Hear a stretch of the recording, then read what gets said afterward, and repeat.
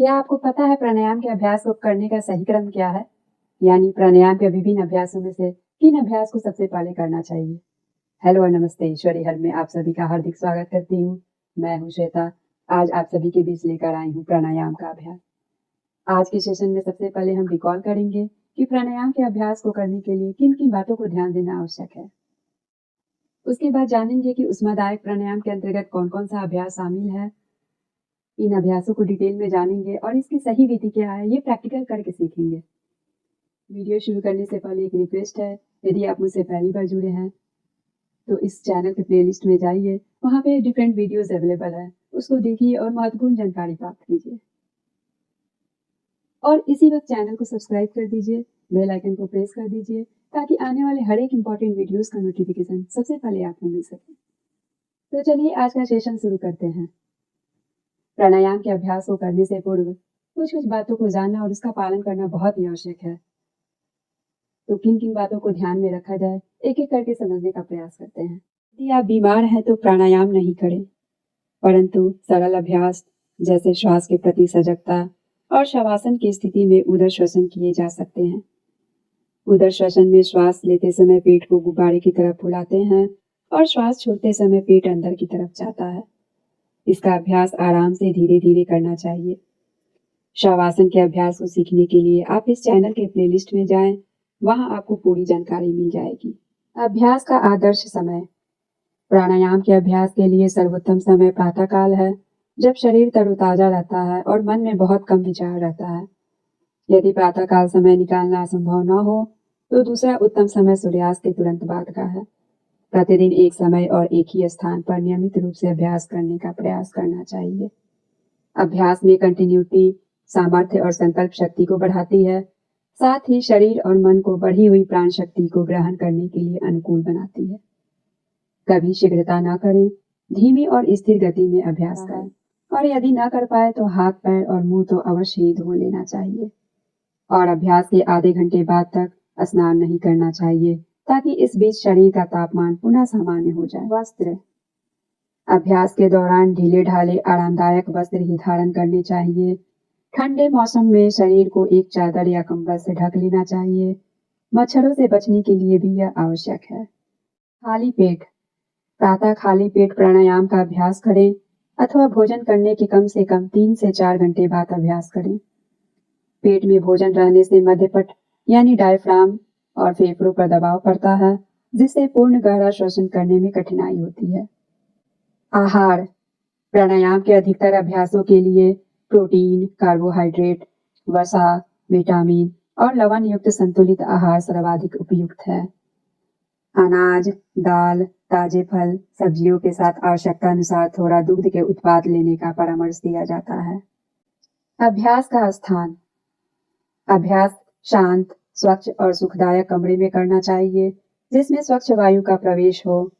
सामान्य रूप से खुली धूप में अभ्यास न करें, क्योंकि धूप से शरीर अधिक गर्म हो जाता है।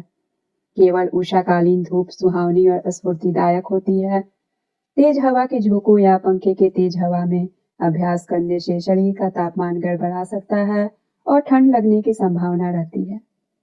श्वसन। सदा नाक से श्वास लें, मुंह से कदापि नहीं।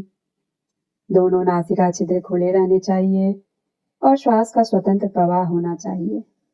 क्रम। यदि आप आसन और ध्यान भी करते हैं तो आसनों के करने के बाद और ध्यान से पहले प्राणायाम करना चाहिए। प्राणायाम के अभ्यास के बाद कुछ मिनटों के लिए शवासन में लेटना चाहिए। शवासन के अभ्यास को सीखने के लिए आप हमारे चैनल के प्लेलिस्ट में जाइए, वहां आपको पूरी जानकारी मिलेगी। बैठने का आसन।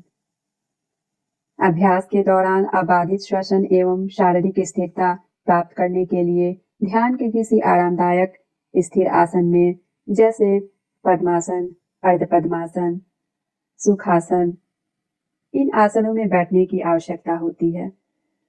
पद्मासन प्राणायाम के लिए सर्वोत्तम आसनों में से एक है। अभ्यास की अवधि में शरीर अधिक से अधिक शिथिल रहना चाहिए, साथ ही मेरुदंड, गर्दन और सिर एक सीध में रहे। तह किए हुए कंबल या योग मैट पर बैठें ताकि अभ्यास काल में अधिक ऊर्जा का क्षय न हो। जो लोग किसी कारण से ध्यान के आसन में नहीं बैठ सकते, वे पैरों को फैलाकर दीवार के सहारे बैठे अथवा ऐसी कुर्सी पर बैठे जिसमें पीठ सीधी रहे। तनाव से बचें। प्राणायाम के सभी अभ्यासों के लिए यह याद रखना आवश्यक है कि आसनों की तरह यहाँ भी अपनी क्षमता में तीव्रता से वृद्धि लाने के उद्देश्य से अपने ऊपर अधिक जोर नहीं डालना चाहिए। साथ ही जितनी देर तक आराम से हो सके उतनी ही देर तक कुंभक करना चाहिए। हमारे लंग्स बहुत ही कोमल अंग होते हैं, उनके दुरुपयोग से आघात पहुंच सकता है। केवल भौतिक शरीर को नहीं बल्कि व्यक्तित्व के मानसिक और भावनात्मक पक्षों को भी समायोजित करने में समय लग सकता है, इसलिए अधिक जोर कभी न लगाएं। कुप्रभाव। प्रथम बार अभ्यास करने पर सामान्य रूप से स्वस्थ व्यक्तियों में भी कई प्रकार के लक्षण प्राप्त हो सकते हैं। ऐसा शुद्धिकरण की प्रक्रिया और विषाक्त तत्वों के निष्कासन के कारण होता है। खुजलाहट, गर्मी, सर्दी और हल्केपन या भारीपन का अनुभव हो सकता है। इस प्रकार के अनुभव सामान्य रूप से अस्थायी होते हैं, किंतु यदि ये लक्षण अधिक दिनों तक जारी रहे तो एक योग शिक्षक से परामर्श लें। अब हम चर्चा करेंगे ऊष्मादायक प्राणायाम के बारे में। ऊष्मादायक प्राणायाम के अंतर्गत 2 अभ्यास शामिल है, भस्त्रिका प्राणायाम और कपालभाति प्राणायाम।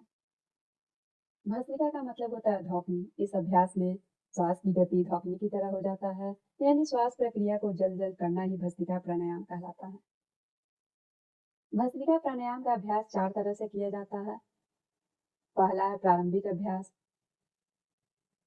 दूसरा एकांतर नासिका छिद्र, तीसरा अंतःकुंभक के साथ और चौथा बाह्य कुंभक के साथ। आज के सेशन में हम सिर्फ सीखेंगे प्रारंभिक अभ्यास। नेक्स्ट वीडियो में हम जानेंगे एडवांस लेवल का अभ्यास, जिसका अभ्यास वही लोग कर सकते हैं जो प्रारंभिक अभ्यास में दक्षता प्राप्त कर लेते हैं।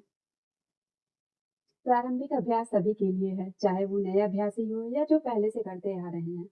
तो चलिए प्रारंभिक अभ्यास को करके सीखते हैं। ध्यान के किसी आरामदायक आसन में बैठ जाएं। पद्मासन या अर्ध पद्मासन या सुखासन। सिर और मेरुदंड को सीधा रखें। हाथों को घुटनों के ऊपर ज्ञान या चिन्ह मुद्रा में रखें। आंखों को बंद कर लें और पूरे शरीर को विश्राम की अवस्था में लाएं।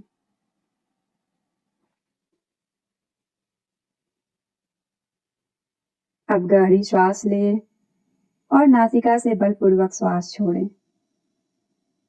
इसके तुरंत बाद उतने ही जोर के साथ श्वास लें। बलपूर्वक पूरक यानी श्वास लेने की प्रक्रिया, उदरीय पेशियों के पूर्ण विस्तार से और बलपूर्वक रेचक यानी श्वास छोड़ने की प्रक्रिया इन पेशियों के दृढ़ संकुचन से होता है। अधिक जोर न लगाएं। श्वास लेते समय हमारा डायफ्राम नीचे की ओर और पेट बाहर की ओर जाता है। श्वास छोड़ते समय हमारा डायफ्राम ऊपर की ओर और पेट भीतर की ओर जाता है। 10 श्वास की गिनती तक इस प्रकार अभ्यास जारी रखें।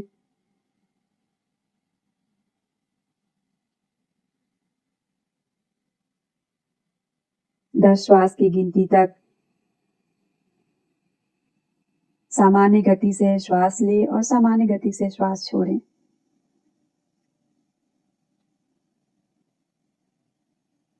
दस श्वास पूरी करने के बाद एक गहरी श्वास लें और धीरे धीरे श्वास छोड़ें। यह एक चक्र हुआ। इसी तरह 5 चक्रों का अभ्यास करें। हमने सीख लिया भस्त्रिका प्राणायाम कैसे करें। अब जानने की कोशिश करते हैं भस्त्रिका प्राणायाम करने के दौरान हमारी सजगता कहाँ होनी चाहिए।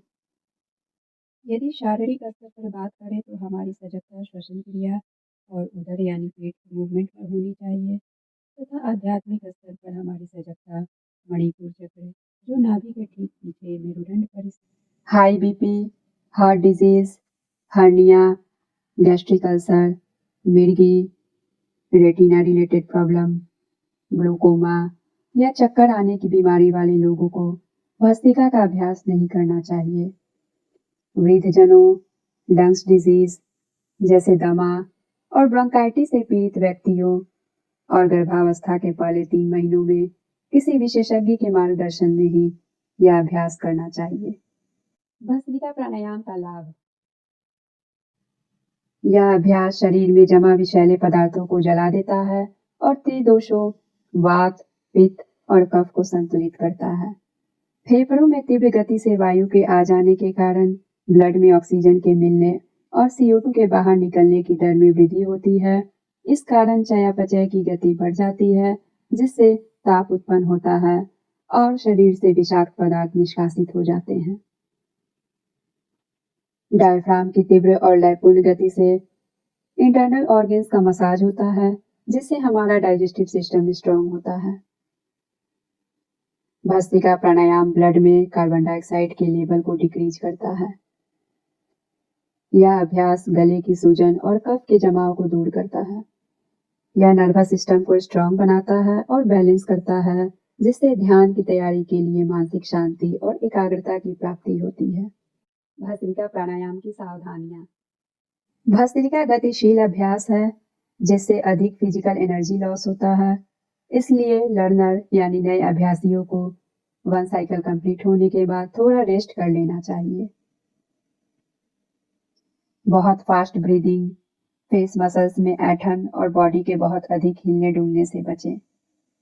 अभ्यास करने के दौरान चक्कर आने जैसा अनुभव, अधिक पसीना आना या वोमिटिंग सिम्टम इस बात का संकेत करते हैं कि प्रैक्टिस सही ढंग से नहीं किया जा रहा है। यदि इनमें से कोई भी लक्षण प्रकट हो तो किसी योग टीचर से एडवाइस जरूर लें। ऊष्मादायक प्राणायाम का दूसरा अभ्यास है कपालभाति प्राणायाम। तो चलिए कपालभाति प्राणायाम को समझने और जानने का और इसकी विधि को सीखने का प्रयास करते हैं। कपालभाति षटकर्म यानी हठ योग की क्रिया है। संस्कृत में कपाल का अर्थ होता है माथा या ललाट और भाति का अर्थ होता है तेज। यानी कपालभाति एक ऐसा प्राणायाम है जो मस्तिष्क की शुद्धि करता है और इस प्रकार मस्तिष्क का कार्य सुचारू रूप से संचालित होता है। कपालभाति प्राणायाम को करने के लिए 4 विधियां सम्मिलित है। फर्स्ट, प्रारंभिक अभ्यास। सेकंड, एकांतर नासिका छिद्र। थर्ड, अंतःकुंभक के साथ।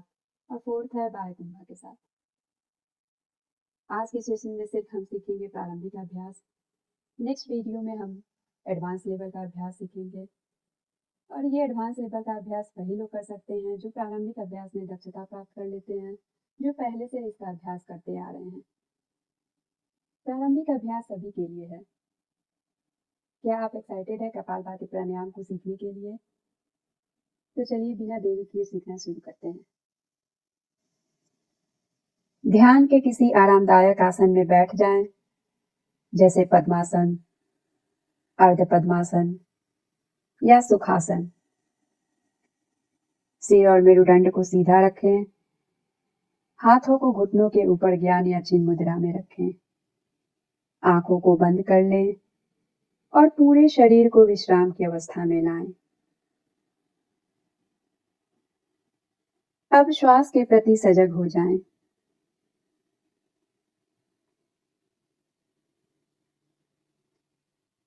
एक बार गहरी लंबी श्वास लें और धीरे धीरे छोड़ें। अब कपालभाति प्राणायाम का अभ्यास शुरू करें।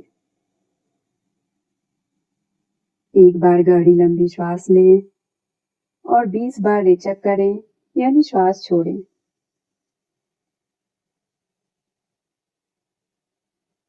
श्वास को बाहर छोड़ते समय पेट को अंदर की ओर धक्का देना है, यानी नाभि को रीढ़ की हड्डी की ओर खींचना है।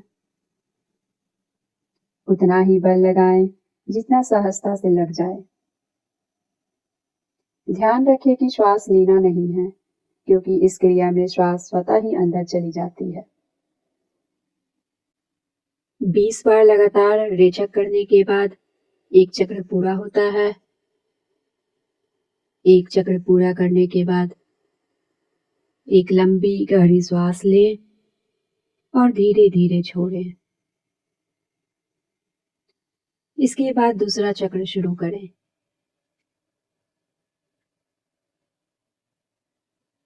इस प्रकार 5 चक्र करें। अभ्यास टिप्पणी। यद्यपि कपालभाति का अभ्यास भस्त्रिका के समान ही है, किंतु दोनों के बीच कई महत्वपूर्ण अंतर हैं। भस्त्रिका में पूरक और रेचक दोनों में बल प्रयोग कर फेफड़ों को उनकी सामान्य क्षमता से अधिक फैलाया और संकुचित किया जाता है, जबकि कपालभाति में बलपूर्वक रेचक करते हुए फेफड़ों में वायु के आयतन को कम किया जाता है।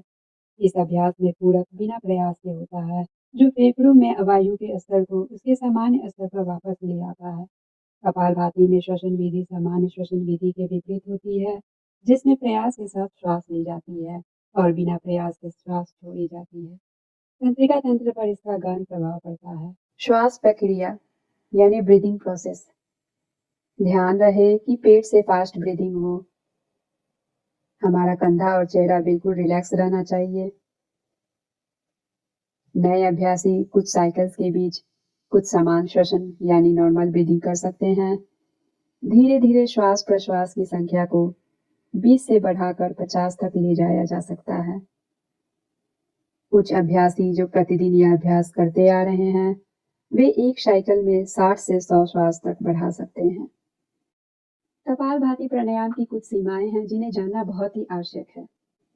हार्ट पेशेंट, हाई बीपी, चक्कर आना, मिर्गी, हर्निया या गैस्ट्रिक अल्सर से पीड़ित व्यक्तियों के लिए यह अभ्यास वर्जित है। गर्भावस्था में इसका अभ्यास नहीं करना चाहिए। कपालभाति प्राणायाम की सावधानियां। कपालभाति का अभ्यास खाली पेट या भोजन के 3 से 4 घंटे पश्चात करना चाहिए। यदि देर रात इसका अभ्यास करेंगे तो नींद नहीं आएगी। यदि दर्द का अनुभव हो या चक्कर आने लगे तो अभ्यास बंद कर दें और थोड़ी देर शांत होकर बैठ जाएं। अधिक सजगता के साथ और कम जोर लगाकर अभ्यास पुनः आरंभ करें। यदि समस्या बनी रहती है तो किसी योग शिक्षक से परामर्श करें। कपालभाति प्राणायाम का लाभ। कपालभाति से फेफड़े स्वच्छ होते हैं और यह रेस्पिरेटरी सिस्टम से संबंधित बीमारियों के लिए उपयोगी अभ्यास है। यह नर्वस सिस्टम में बैलेंस लाता है और उसे मजबूत बनाता है। साथ ही डाइजेस्टिव सिस्टम के अंगों को पुष्ट बनाता है। यह नाड़ियों को शुद्ध करता है। यह मानसिक कार्यों के लिए मन को ऊर्जा प्रदान करता है और निद्रा को दूर भगाता है। जैसा कि इस वीडियो के माध्यम से आपने ऊष्मादायिक प्राणायाम के बेनिफिट्स को जाना और समझा, आप सभी से एक रिक्वेस्ट करती हूँ, इस वीडियो को बार बार देखिए और प्राणायाम के अभ्यास की सही जानकारी प्राप्त कीजिए। इसको करने की सही विधि सीखिए।